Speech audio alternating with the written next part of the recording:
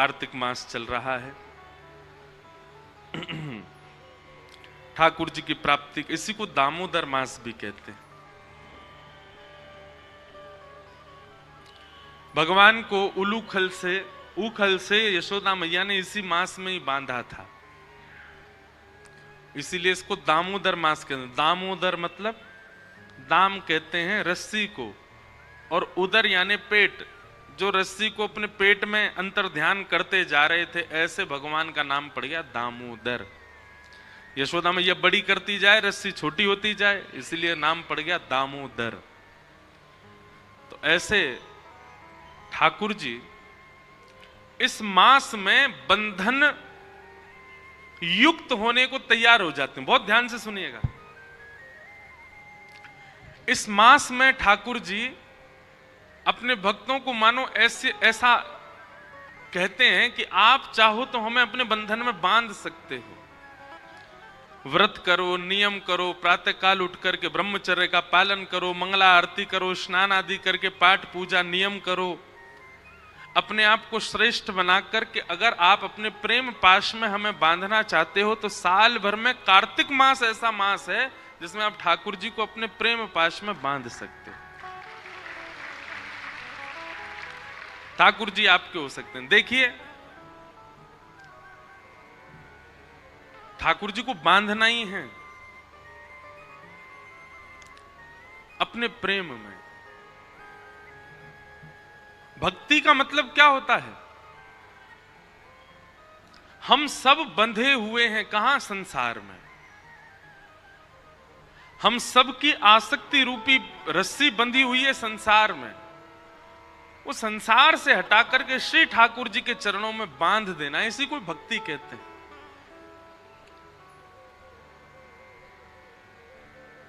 लेकिन संसार से जब हमारी आसक्ति रूपी रस्सी बंधी होती है तो हम बंधन में होते हैं, संसार तो मुक्त ही है। पर जब वह आसक्ति रूपी रस्सी ठाकुर जी से बांध दी जाती है तो ठाकुर जी भी बंध जाते हैं और हम भी बंध जाते हैं, दोनों बंध जाते हैं। पर जहां जहां हम जाते हैं, अनुब्रजाम में हम नित्यम पूये ये तन्य रेणु भी, भगवान कहते हैं फिर जहां जहां मेरा भक्त जाता मैं उसके पीछे पीछे जाता हूं। तो ये बहुत पवित्र मास है, ब्रह्म मुहूर्त में उठने की विधा है। अब हमारी तो स्थिति ऐसी हो गई है कि हम इतने थक जाते हैं कथाएं करते करते। अभी हमको थोड़ा सब संत जन भी कह रहे हैं, घर के लोग भी कह रहे हैं, अब अवकाश करना शुरू करो, कथाओं के बीच में 2-4 दिन का अवकाश रखो, थोड़ा आराम करो, पर हो ही नहीं पा रहा है। अब तो ऐसा हुआ है कि हमको आगे की कथाएं स्थगित करनी पड़ी हैं आराम करने के लिए। लेकिन आप सब लोग तो मुक्त हैं, तो कम से कम कार्तिक मास में प्रयास कीजिए, ब्रह्म मुहूर्त में उठिए और ब्रह्म मुहूर्त में स्नान आदि करके। भोपाल में अगर आपको व्यवस्था हो, यहाँ पे मंगला आरती 4-5 बजे होती हो मंदिरों में, तो पता नहीं, हमारे वृंदावन का तो माहौल देखने वाला होता है कार्तिक मास में। सुबह से ही सब ब्रजवासी और दर्शनार्थी और आगंतुक जितने भी लोग होते हैं वे सब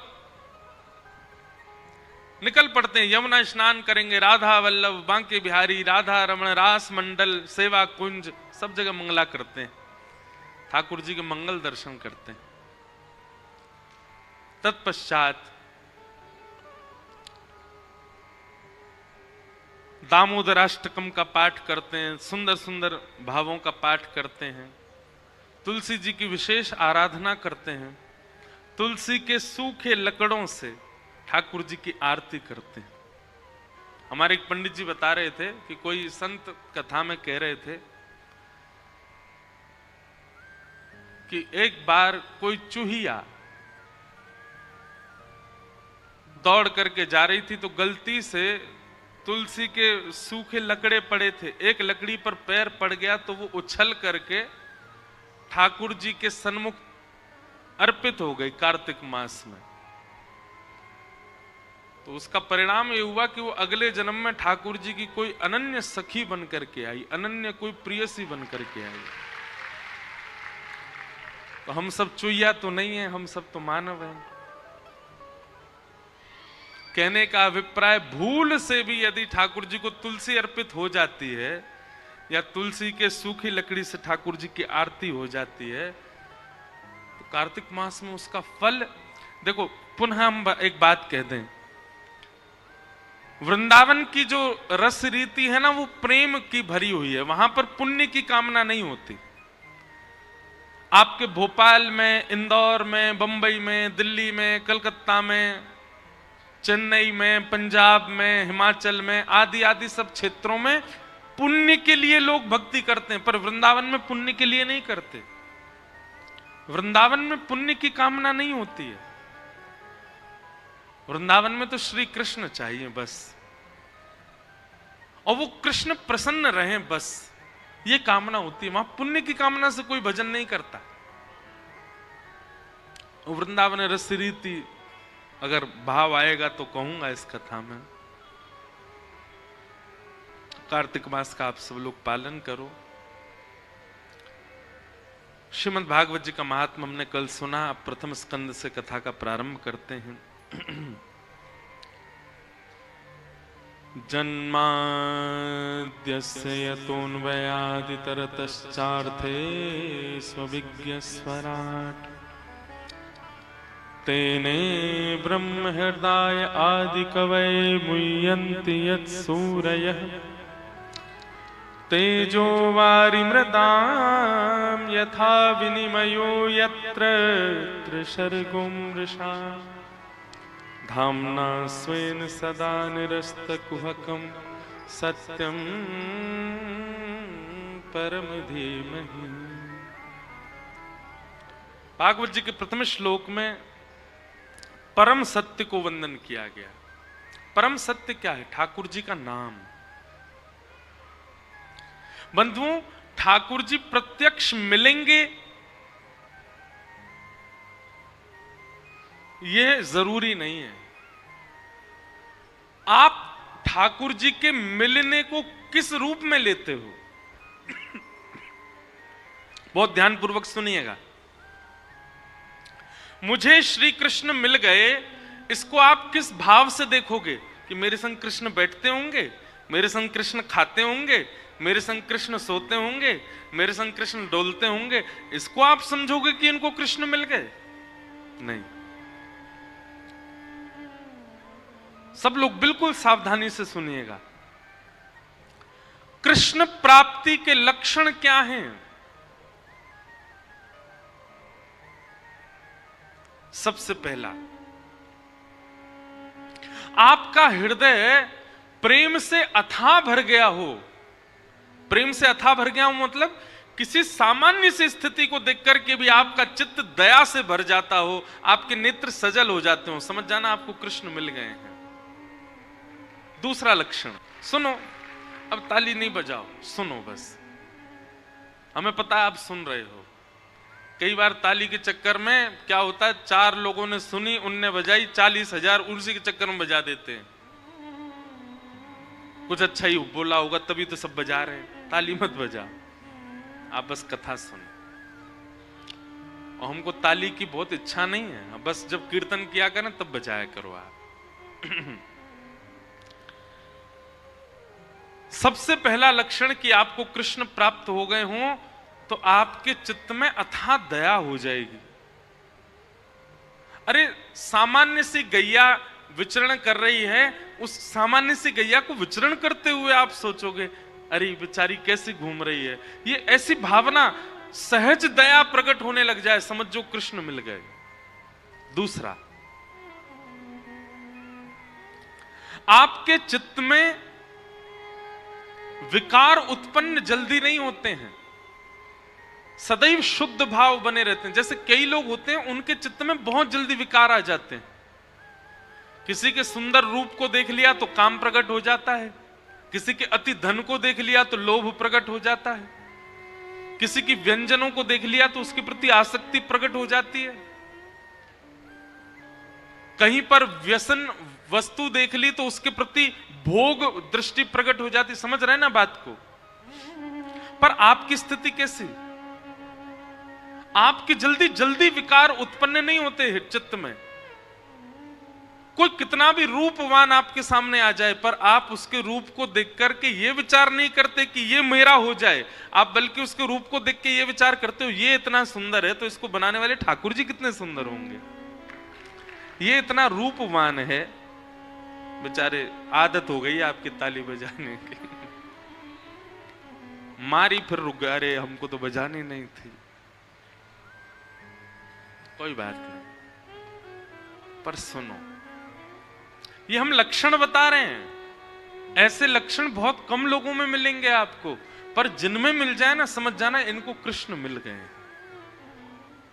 इनके चित्त में कृष्ण है, इनके साथ कृष्ण है, इसीलिए इनका स्वभाव व्यवहार ऐसा ही है। तीसरा लक्षण कृष्ण प्राप्ति का क्या है?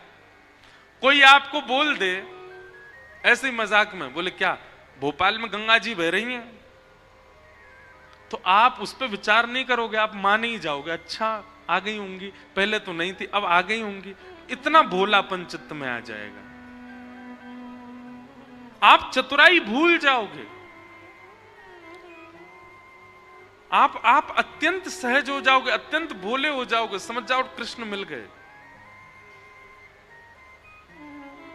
कोई आपको कह देगा कि आज सूर्य चंद्र एक दूसरे के गले में गलवैयां डाल करके आकाश में बैठे हैं, तो आप मान लोगे इस बात को, आप उस पर चिंतन नहीं करोगे, अच्छा होगा ऐसा, समझ जाओ कृष्ण मिल गए।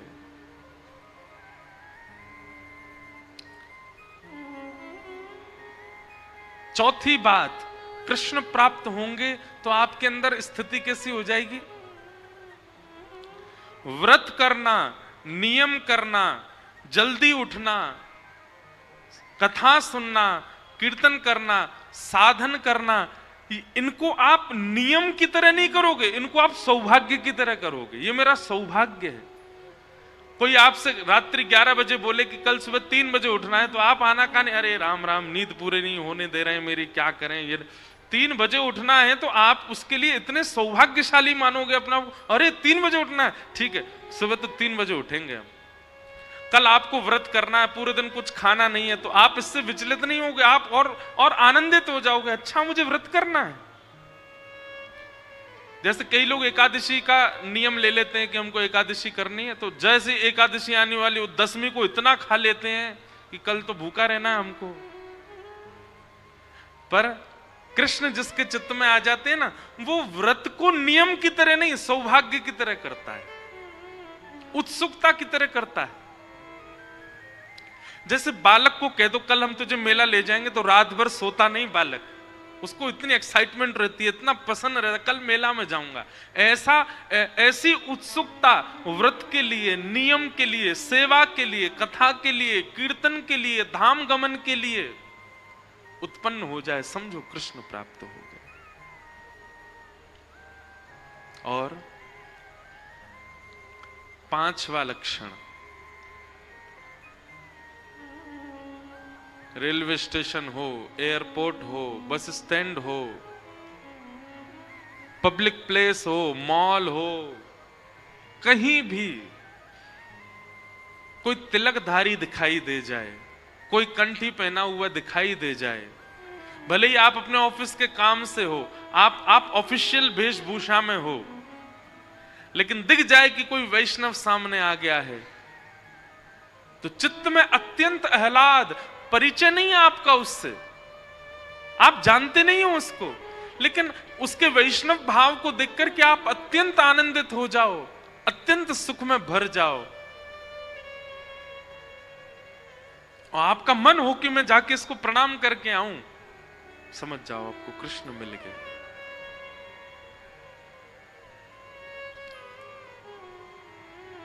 यह कुछ लक्षण हैं कृष्ण प्राप्ति के।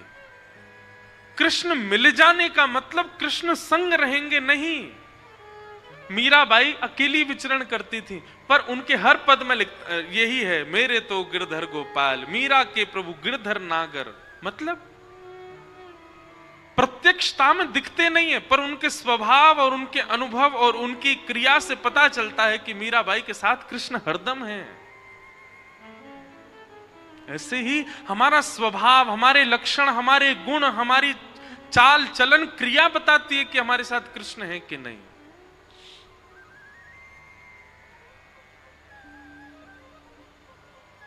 इसलिए भैया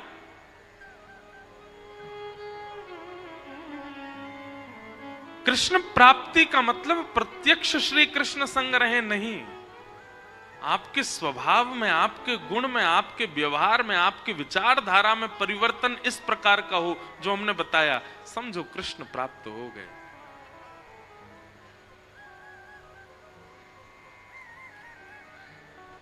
और कृष्ण प्राप्ति की प्रथम सीढ़ी क्या है?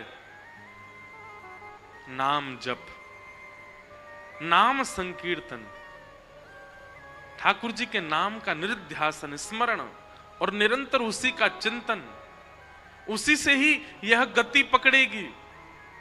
पहला गेर ही है नाम जप, और उसी नाम को ही श्रीमद् भागवत में कहा गया परम सत्य, सत्यम परम धीमहि।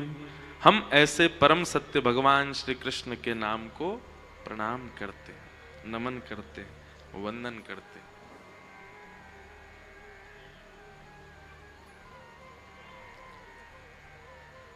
एक बहुत सुंदर पद है,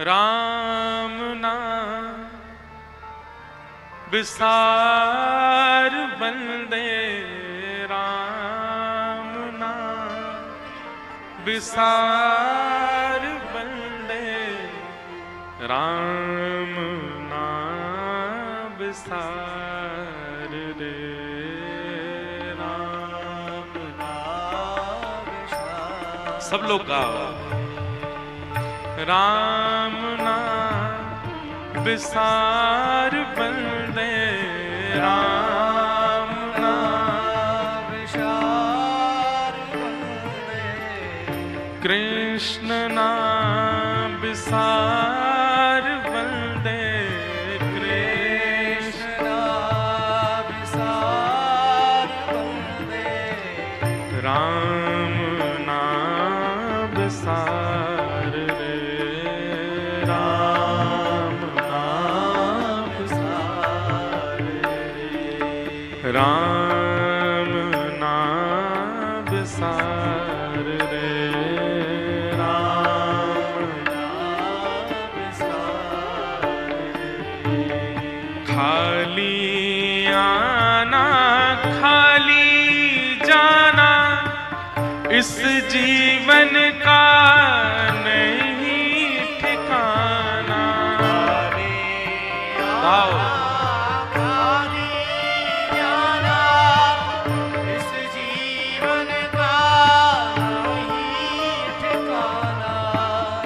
खाली आना खाली जाना इस जीवन का नहीं ठिकाना, खाली आना खाली जाना इस जीवन का नहीं ठिकाना, इसमें नहीं कुछ सार बंदे, इसमें नहीं कुछ सार बंदे, इसमें नहीं कुछ सार बंदे, इसमें नहीं कुछ सार बंदे, राम नाम विसार रे,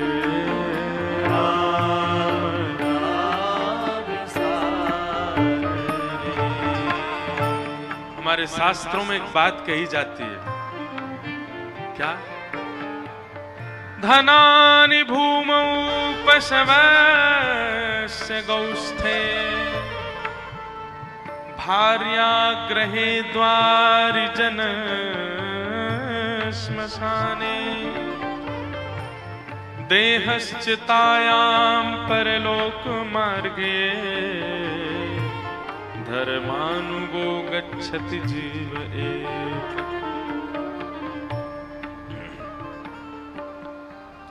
व्यक्ति की जब मृत्यु हो जाती है तो धनानि भूमौ, जितनी चीजें उसने संसार में आकर के कमाई हैं सब वहीं रह जाती हैं जहां रखी हैं।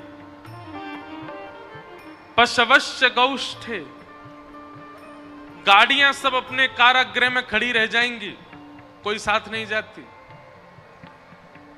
आप कहोगे महाराज जी धन और गाड़ी ये तो निर्जीव प्राणी हैं, जीवित लोगों की बात करो। तो कहते हैं भार्याग्रहे द्वारी, जिसके साथ 7 जन्मों तक रहने का आपने संकल्प लिया था, विवाह किया था, वो भी घर के द्वार पर खड़ी रह जाती, उससे आगे नहीं जाती। भार्याग्रहे द्वारी जन श्मशाने, परिवार के सब जन भी केवल शमशान तक जाते हैं, उसके आगे वो भी नहीं जाते। आप कहोगे मेरा देह मेरे साथ जाएगा, तो ये भी नहीं जाएगा। देहश्चितायाम, ये भी चिता तक जाता है, बस साथ में जला देते हैं यहीं पर। तो फिर आगे जाता कौन है? बोले हमारी आत्मा के साथ केवल और केवल संपूर्ण जीवन में किया गया भजन ही साथ जाता है, केवल हरिनाम हमारे साथ जाता है और कुछ नहीं जाता। देखो भोपाल में किसी राजकीय जगह पर आप जाओगे तो आपसे पूछा जाएगा आपने जीवन में क्या किया है। आपको कोई पुरस्कार दिया जाएगा तो संपूर्ण जीवन का ब्यौरा पूछा जाएगा, आपने क्या किया है, कितना काम किया है, कितना समाज सेवा करी है, कितना धन कमाया है, सब पूछा जाएगा। क्यों? क्योंकि इनसे ये संसार में प्रयोजन है।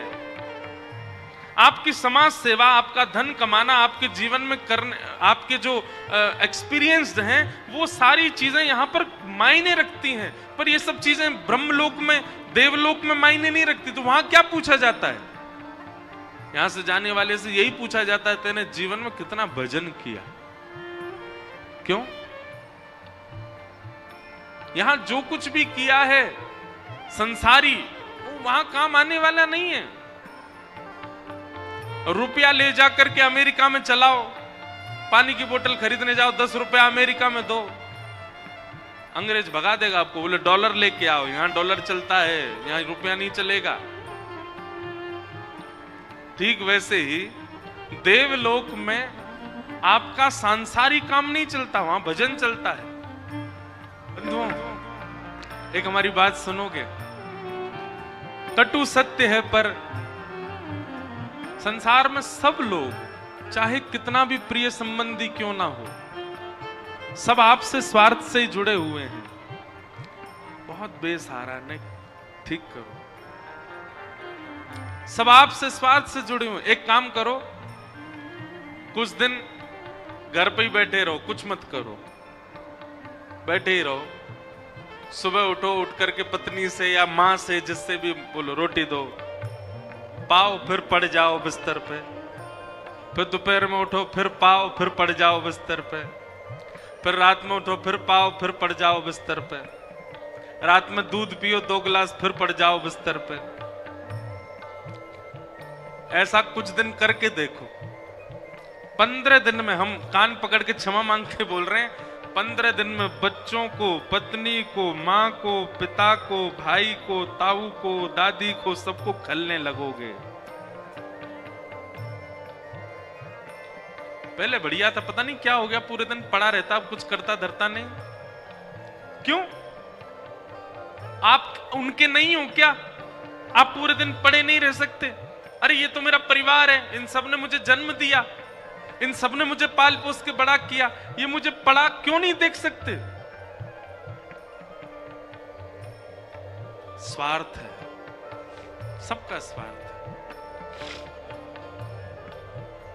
अन्यथा नहीं लेना बात को, पर कई बार घर का कोई सदस्य बहुत गंभीर बीमारी से रुग्ण हो जाए और डॉक्टर अगर कह दे कि अब तो इसकी सेवा करो घर ले जाके, हम ले तो आते हैं, जो थोड़ा बहुत प्रेम हमारे भीतर बचता है उसके प्रति, उसके कारण हम उसको घर ले आते हैं, उसकी सेवा प्रारंभ कर देते हैं। लेकिन फिर कुछ महीने बाद पता क्या होता है, घर के सदस्य बोलते हैं अब तो भगवान से प्रार्थना, बहुत कष्ट पा रहे हैं, चले जाएं जी। क्या पूर्व बिस्तर पे ही सब कर देते हैं, खाते पीते भी अपने आप नहीं, हमको खिलाना पड़ता है। सत्य बता रहे हैं, हम तो पूरी दुनिया में घूमते हैं, हमको तो सब पता है। महाराज जी माँ है, बहुत सेवा करी, हम 4 साल से सेवा कर रहे हैं माँ की, पर अब तो बहुत कष्ट होता उनको देख करके। अब तो मन ऐसा हो रहा है कि ठाकुर जी अब इनको ले जाएं, बहुत कष्ट पा रहे हैं। ऐसी विचारधारा आ भी कैसे सकती है हमारे चित्त में? और इस भाव में केवल आप लोगों को दोषी नहीं, मैं खुद को भी दोषी मानता हूं। संसार में कोई प्रेम नहीं करता, सब स्वार्थी हैं। आपकी एक स्थिति हो जाने पर सब आपको छोड़ देना चाहते हैं।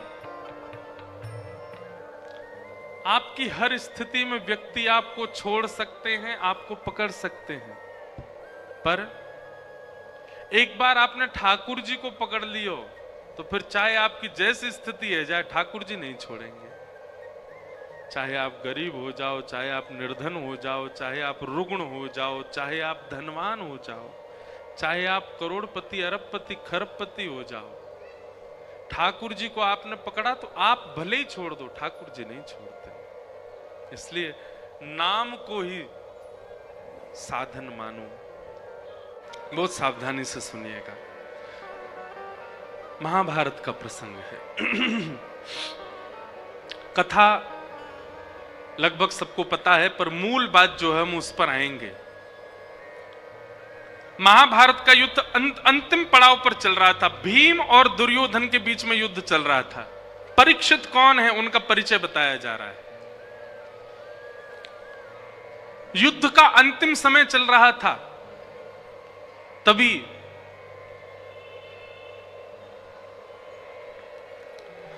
भीम ने अपनी प्रचंड गदा का प्रहार दुर्योधन की जंघा पर किया। भैया ये हेलीकॉप्टर अभी बंद कर दो, जब कोई कीर्तन हो तब चलाइएगा। हाँ, अभी इसको ले जाओ, सब नहीं तो इसी पर लद के अपने घर चले जाएंगे।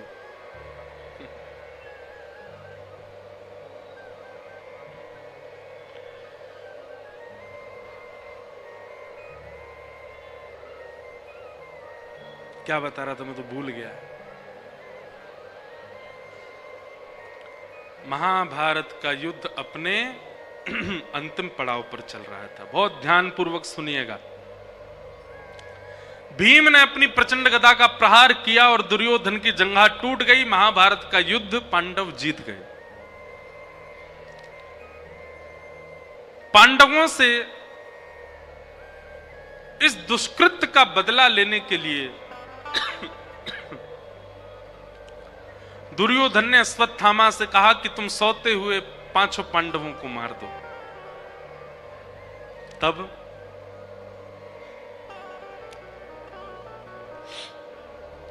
अश्वत्थामा मारने तो गए थे पांचों पांडवों को, पर भगवान पांडवों को लेकर के कहीं प्रस्थान कर गए, जिसके कारण द्रौपदी के 5 पुत्र मारे गए, पांडव बच गए।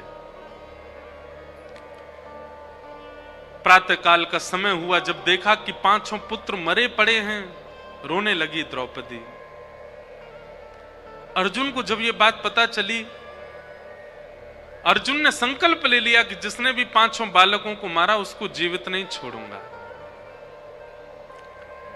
अश्वत्थामा को बंदी बना लिया, पकड़ लिया, द्रौपदी के सामने प्रस्तुत कर दिया।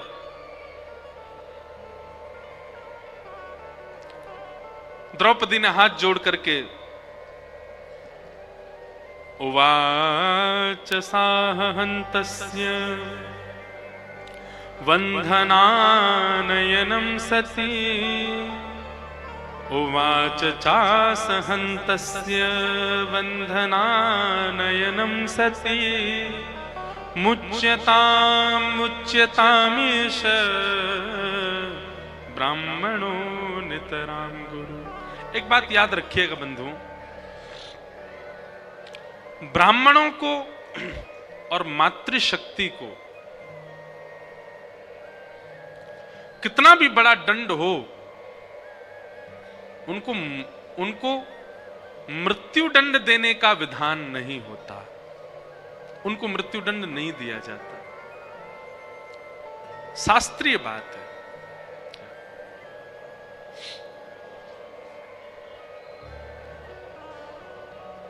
बहुत सावधानी से सुनिएगा। कितना भी बड़ा अपराध हो, शास्त्र बात कहते हैं कि माताओं को और ब्राह्मणों को कोई भी दंड दिया जा सकता है, पर मृत्यु दंड नहीं, मृत्यु दंड नहीं मिलना चाहिए। एक बार मैं कहीं कथा कर रहा था तो मुझे किसी ने प्रश्न किया, महाराज जी एक बात बताओ, आप सब कथाकार इतना ब्राह्मणों का पक्ष क्यों लेते हो? सबसे ज्यादा जातिवाद तो आप लोग फैलाते हो। बताओ, ब्राह्मण कुछ भी करे उसको मारने का अधिकार ही नहीं है, ऐसे तो फिर सब गलत काम कर सकते हैं वो। देखो, शास्त्रों में दो प्रकार की बातें हैं। एक प्रकार की बात तो यह है कि कई बार कर्म से व्यक्ति का स्वरूप स्वभाव जाना जाता है और उसको मृत्यु दंड आदि जो भी दंड देना हो वो दिया जाता है। और यही भगवान कह रहे हैं कि ब्रह्म बंधुर न हंतव्य, ब्राह्मणों को मारना नहीं चाहिए, चाहे कितना भी बड़ा दंड हो। स्वयं भगवान ने रावण मार दिया, रावण भी तो ब्राह्मण था। भगवान कह रहे हैं ब्रह्म बंधुर न हंतव्य, स्वयं हिरण्यकश्यप का वध कर दिया, ब्राह्मण था। भगवान कह रहे हैं ब्रह्म बंधुर न हंतव्य, महाभारत के युद्ध में कृपाचार्य का वध करवाया, ब्राह्मण था। काल, स्थिति, परिस्थिति और कर्म से कई बार व्यक्ति का स्वरूप पता चलता है। भगवान गीता में कहते हैं चारों वर्णाश्रमों के कर्म क्या है, तब वहां ब्राह्मण के 4 कर्म बताए गए। बहुत ध्यान से सुनिएगा क्या कर्म है। सबसे पहला पढ़ना, अध्ययन का अधिकार ब्राह्मण को होना चाहिए, पढ़े। और दूसरा पढ़ाना। तीसरा दान देना और दान लेना। केवल लेने का अधिकार नहीं होता है। अभी ब्राह्मण किस में स्थित हो गए? केवल ज्ञान बांटने में और दान लेने में नहीं। ज्ञान बांटने का अधिकार बाद में, पहले ज्ञान स्वयं लीजिए, स्वयं अर्जित कीजिए, तब उसको दीजिए। और दान लेने का अधिकार बाद में है, पहले दान करिए। ब्राह्मण को भी दान करना चाहिए और यजमान से ज्यादा ही करना चाहिए।